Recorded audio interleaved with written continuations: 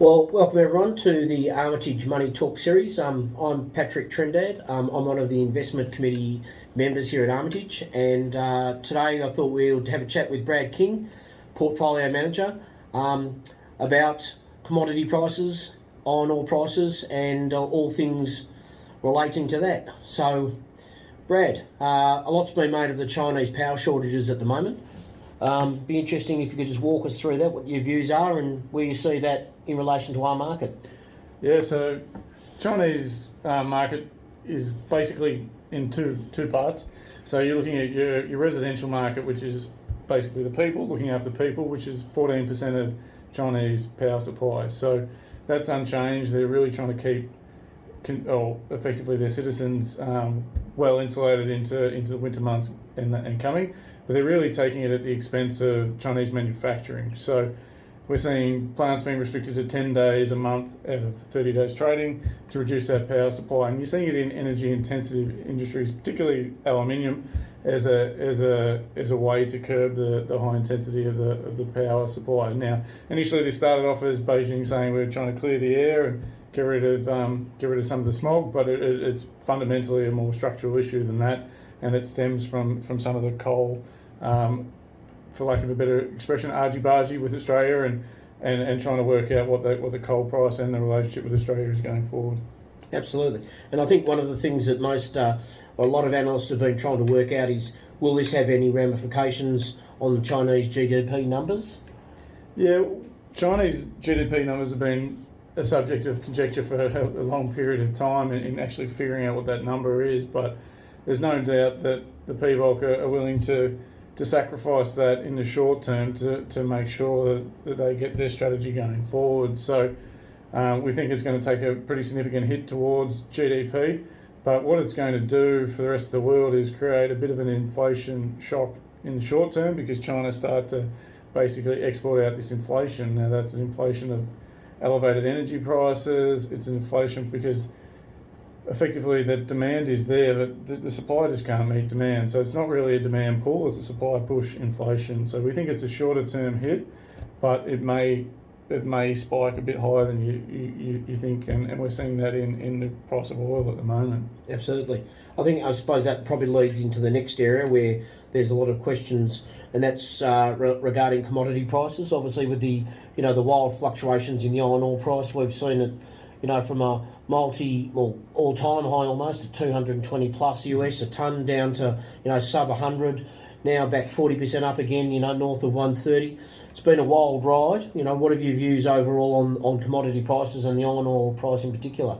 Yeah, we think iron ore prices are sort of trade between a band.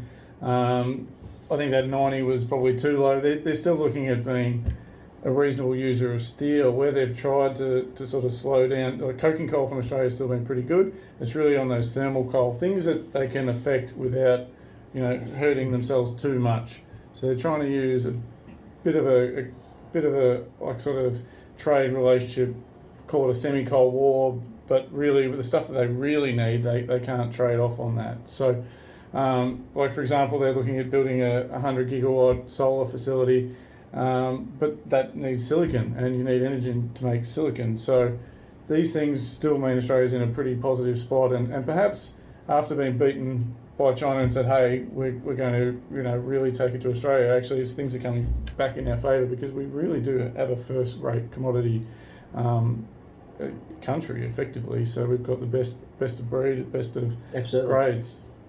And I suppose taking that back, coal prices have been another interesting one. We've seen, as you were saying, alluding to earlier, Australian coal was pretty much persona non grata earlier in the year, and now obviously with the energy issues going on in China, they're now taking Australian coal again.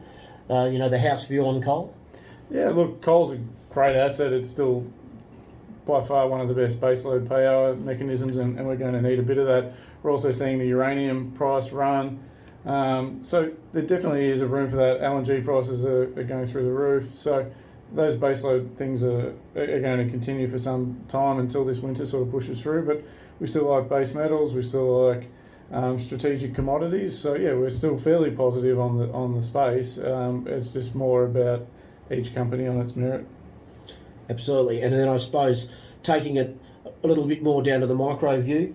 I mean, obviously we've seen some fluctuations in the commodity focused stocks, the energy stocks. You know, we've seen stocks like, you know, Woodside coming off, you know, yearly lows, really having a great last 2 or 3 months. We've seen Fortescue really rebound hard off that $13 mark. You know, what are you doing in the portfolios, the funds and the IMAs? Yeah, look, it's been a big ESG trade not to own these things, but at the end of the day, people still need to live and survive. And if you go back to China, Chinese energy growth is over 7%. So you're sort of looking at that going, there's still going to be demand for it. Yeah, we just need to pick our plays, be smart, focus on the ones that have got scale, consolidation, or something strategic. So like those metals that are, you know, China-centric, can we find a project in the US or Australia or a favourable demographic or, geographic play that means that they're less susceptible to manipulation and control of prices, and we think there's quite a number. We're looking at it. We've added some Rio down here. They've got some exposure to aluminium. We think aluminium prices go up because you're just not going to be able to produce the amount of aluminium that China can because it needs so much power. So looking at slants like that, we think we can add a bit of value to the portfolio, even though you're going to get a lot of volatility in commodities. Yeah, absolutely. And I think that, you know, an important point we've discussed before is that you know, unlike the last time the iron ore price was down where it is, you know, corporate Australia, but in particular, the balance sheets are a lot stronger. Companies like Fortescue, BHP have got wonderfully robust balance sheets now. And, you know, that should be some insulation to the volatility that you've been talking about. Absolutely. They're going to continue to pay out these dividends, and it's up to the investors whether they want to reinvest in their markets or start to diversify into other commodities. Terrific. All right, mate. Thank you for that. Very, very informative. Thank you.